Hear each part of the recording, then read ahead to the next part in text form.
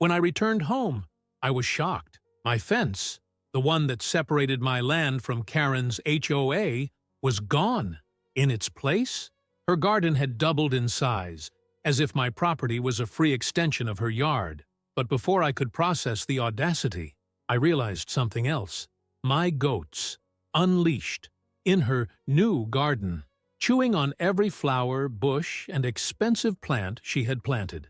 There are things you expect to find when you come back from a trip. Accumulated mail, maybe a nosy neighbor asking if it was fun, or even that weird smell inside the fridge because you forgot to take out the trash before you left. What don't you expect? Finding your fence missing, as if it had been sucked into another dimension, and your neighbor's yard having swallowed up half your property like a real estate cancer. But that's not even the worst of it. In the middle of that new botanical paradise that had sprouted up on my land, my goats were loose, chewing without the slightest consideration any and all signs of plant life that the woman had planted. They ate with gusto, as if it were a luxury buffet. Imported roses? Think of a cow chewing gum. Expensive ornamental shrubs, crushed up like snacks. Small lemon trees? Well, now they were just desolate little trunks. And in the middle of it all, there she was, dressed in gardening clothes, her gloves still dirty with dirt, standing on the devastated lawn with an expression of absolute horror. She looked as if she had just witnessed a mass murder. Her messy hair showed her inner chaos, and her glassy eyes ran from side to side, as if she couldn't believe what she was seeing. "No!" she screamed, throwing the shovel to the ground. I stood there on the doorstep with my arms crossed, admiring the spectacle. There was something almost comical about the scene. My goats, those furry little rascals, completely unaware of the tragedy they were causing, just followed their instinct to devour anything remotely edible. It was a green apocalypse, and they were the hungry zombies. Only then did I realize that the fence hadn't simply disappeared. As I got closer, I saw the remains of it lying in the corner of my yard, like a pile of useless wood. The woman had torn it all down, not to fix it, not out of necessity, but because she had simply decided that my space was now part of her dream landscaping. The problem? She didn't count on my animals, who were used to staying in that space, not understanding that they had been evicted without warning. Life went on as normal for them. Only, instead of an ordinary pasture, they now had access to a decorative magazine garden. And so the outbreak began. The woman ran around trying to save what she could, waving her arms like a human scarecrow. She picked up potted plants and lifted them high in the air, as if my goats were magical and couldn't reach things raised above their heads. A pathetic illusion. Should I have interrupted? I probably should have. But I stood there for a while longer, just watching, taking an almost poetic pleasure in seeing the woman despair in the face of the chaos she herself had created. It was like watching someone build a sand castle at high tide, and then crash when the water washed it all away. And the best part? The goats didn't even hurry. They chewed slowly, as if they were savoring the destruction. Then she finally noticed me. She stopped in the middle of the wreckage, her eyes wide, her face red with anger. "This is absurd!" she shouted, pointing a trembling finger at me. "Of course it is. Absurd! Let's analyze it. She tore down my fence. She turned my property into an extension of her yard without asking permission. And now I was shocked that the legitimate inhabitants of the space were using it? All I could do was laugh through my nose, crossing my arms. Do you really want to have this conversation now? She opened and closed her mouth a few times, like a fish out of water, trying to formulate some crazy justification, but there wasn't much to argue about. She knew she was wrong. I knew she was wrong. Even the goats probably knew. The question was, what was she going to do now? Stay tuned, because this story was far from over. I wanted to say that the woman lost it and realized how stupid she had been. But of course, that's not what happened. People like her don't have that moment of clarity where they admit they've made a mistake and try to put things right. Number they doubled down. So, instead of accepting that it was all her fault, the woman started shouting. First came the classic victim speech, the famous, "You need to control those bugs," as if the problem wasn't the fact that she destroyed my fence and turned my property into a branch of her private botanical garden. Then she started making threats. She said she was going to call the police, that I was going to pay dearly for the damage, that my wild animals couldn't be left to run wild like that. Ah, that part made me laugh. Wild animals. My goats. The terror of the suburbs. The lethal predators that chewed daisies as if they were the main course at a five-star restaurant. I could almost see the news. Group of goats cruelly attacks a defenseless garden in broad daylight. Ridiculous. But I let her talk. Sometimes the best way to win an argument isn't to interrupt. It's to let the person dig their own hole. She talked, she gestured, she pointed, she wailed. Meanwhile, I just watched the destruction in front of me. The ground was covered in chewed leaves, flowers uprooted, broken branches, and in the middle of this battlefield, the goats continued to eat as if nothing was happening. It was only when the woman tried to push one of the goats away that I decided to move. She took a step forward and stretched out her arms, trying to push away one of the bigger ones, which happened to be the most stubborn. Bad idea. Anyone who knows goats knows that they don't like being pushed around very much. This one in particular liked it even less. Before the woman could react, she was head-butted right in the stomach and staggered backwards with an outraged scream. I didn't laugh. Well, maybe I laughed a little, but only on the inside. She held onto her legs, trying to catch her breath, while looking at the goat as if it were a monster. And that's when she finally understood that she wasn't going to be able to deal with this on her own. Without saying another word, she turned on her heels and marched off in the direction of her house. I already knew what was going to happen next. She was going to call for reinforcements. The police, the manager of the housing association, I don't know. Maybe even the president of the country, if she thought it would make a difference. People like that don't solve things through dialogue. They try to put themselves in a position of authority in order to win through intimidation. So instead of worrying, I went to the stable and got a bucket of feed. I gave it a few shakes, and immediately all the goats raised their heads. It's amazing how stubborn and completely deaf they can be when they want to be, but the moment they hear the sound of food, they obey better than any trained dog. I walked slowly back to the part of the yard that was still my real yard, and they followed, munching on the last bits of what used to be expensive plants. Once they were all inside, I closed the makeshift gate I'd made out of some old boards. It wasn't a real fence, but it would keep the goats in place until I sorted out the mess. Just as I finished, I heard the sound of a car pulling into the street. Here came the circus. 2 policemen got out of the vehicle, followed by the woman who was already pointing in my direction as if she was about to witness a war crime. They barely had time to close the doors before she began her speech. "Officers, he let these violent animals loose in my yard and destroyed all my property." I don't know if the policemen were used to this sort of thing, but one of them looked around with the expression of someone wondering why on earth he had accepted this call. The other took a notebook out of his pocket and asked as calmly as he could, "Right, and where exactly was your property?" I didn't even have to open my mouth. The policeman's gaze went straight to the remains of my fence, now lying on the ground, and then back to me. "Was this your fence?" I nodded. He sighed. I felt his soul leaving his body. The woman started babbling again, saying that it wasn't like that her yard was too small, that she needed extra space, and that she was sure the fence had been misplaced for years. But by this point, she was sweating. The policeman wasn't stupid, and from the looks of it, he didn't have the patience to deal with this kind of thing either. He asked a few basic questions, asked if I had proof that the fence had always been there. I did, of course, because, unlike some people, I'm not an impulsive criminal who thinks she can change property laws on the spur of the moment, and then gave one of those polite but completely bored smiles before turning to the woman. "Ma'am, It seems to me that the only thing that happened here was that you knocked down someone else's fence and put your things where they didn't belong. Do you," he looked at me, "want to press charges for trespassing and destruction of property?" The woman froze, I thought, because pressing charges would be fair.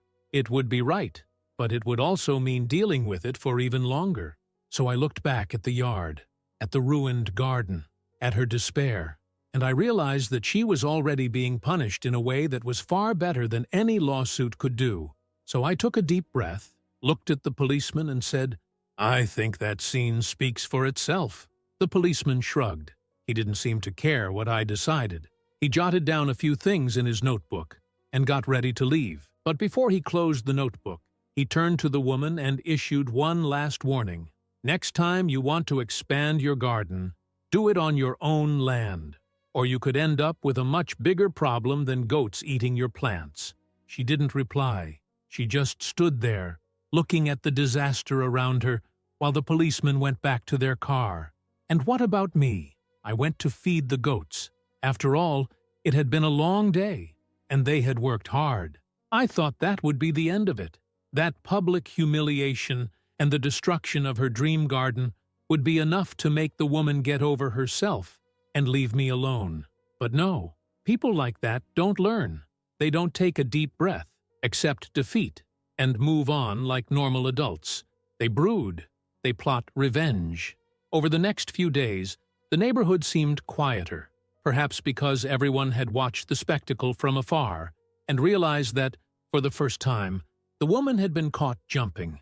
The truth was that people were used to her little tyrannies, the absurd rules of the Residents' Association, the ridiculous fines she invented, the senseless complaints about anything that didn't meet the little standard she thought was acceptable. Only this time, it didn't work out for her. This time, everyone saw that the great neighborhood inspector had screwed up and gotten the worst of it. But the peace was short-lived. On the first morning without shouting in my yard, I was on the porch drinking coffee when I saw a truck pull up in front of my house. A man got out, pulling a tape measure and holding a clipboard. Technician of something. He looked at the address and then at my property, frowning as if something wasn't right. I got up and walked over. "Right?" I asked, already suspicious. "I came here to measure your property for the reinstallation of the fence," he said, looking down at his clipboard. Oh, so she'd ordered a new fence. Finally, a glimmer of sense? But then the guy continued.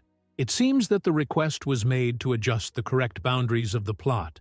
The old fence was reportedly encroaching on part of the neighboring plot." Oh, that bastard. I crossed my arms, trying to keep calm.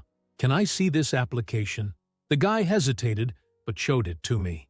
And there it was, in black and white. The biggest cock-up ever recorded in the history of bureaucracy. A formal request to reinstall the fence, moved onto my property, reducing my land, with the woman's signature, as if she had any authority to decide where my plot ends and hers begins. I couldn't hold back a laugh. The technician looked at me a little nervously, perhaps thinking I was laughing out of desperation, but I was only impressed by the sheer size of the audacity. It wasn't enough to destroy my fence, expand her yard, and turn my land into a feast for the goats. Now she wanted to legalize the theft. "All right, then. Listen," I said, pointing at the old fence, or rather what was left of it. "That fence had been in the same place for years. I have documents proving where the boundaries of my property are, and, in case you hadn't noticed, that woman there doesn't own any of it." The technician scratched his head. "Well, I just take measurements, sir. But if there's a dispute over the property, you may need an official survey from the town hall." Good. That's exactly what she wanted. That's exactly what she wanted. To drag me through a boring, costly, and bureaucratic process to try and wear down my patience until I gave in. I thanked the technician and returned home, already picking up the land ownership documents. If she wanted war, she was going to get it. And she really wanted it. Over the next few days, a campaign began against me. First, there were formal complaints about the stench coming from my goats. Then came notices about excessive noise, which was curious, since the loudest sound coming from my yard was the occasional bleat of an animal wanting food. Then came the letters from the neighborhood association, all written in that classic passive-aggressive tone, informing me that my property was out of line with community standards. It was hilarious, because I lived there before her. I didn't move into a neighborhood full of annoying little rules. The neighborhood became like that after she arrived, along with that bunch of neighbors who think they can run other people's lives. The last straw was when I received a summons to attend an extraordinary meeting of the association. The reason? To discuss the appropriate use of community spaces. Oh, how subtle. I went to the meeting just to see how far she would go, and there she was, sitting at the head of the table as if she were some kind of legitimate authority figure, with her pile of papers and that expression of false concern. Her speech was a spectacle of manipulation. She talked about harmony in the community, about the need for accessible green spaces for everyone, and, of course, about how certain areas were not being used in the best possible way. I had to stop myself from laughing. She was basically trying to convince the association that my property should be considered common area because, you see, I wasn't using it properly. A woman next to her even let out a, "That makes sense," nodding her head as if she was listening to a genius plan. That's when I stood up. "That's funny," I said, interrupting the antics. "I didn't know that I had signed a contract donating my land to the neighborhood. In fact, I'm sure that if anyone checked, they'd see that my property is mine, bought and paid for, and that you have nothing to do with it." Silence. The woman pressed her lips together, visibly annoyed that I wasn't playing her game. "We just want what's best for everyone," she retorted. "The best for everyone? Or the best for you? Because, as far as I know, the only person who has turned my backyard into your private garden is you." More silence. I continued, "But all right, if you want to go ahead with it, I'm all for it.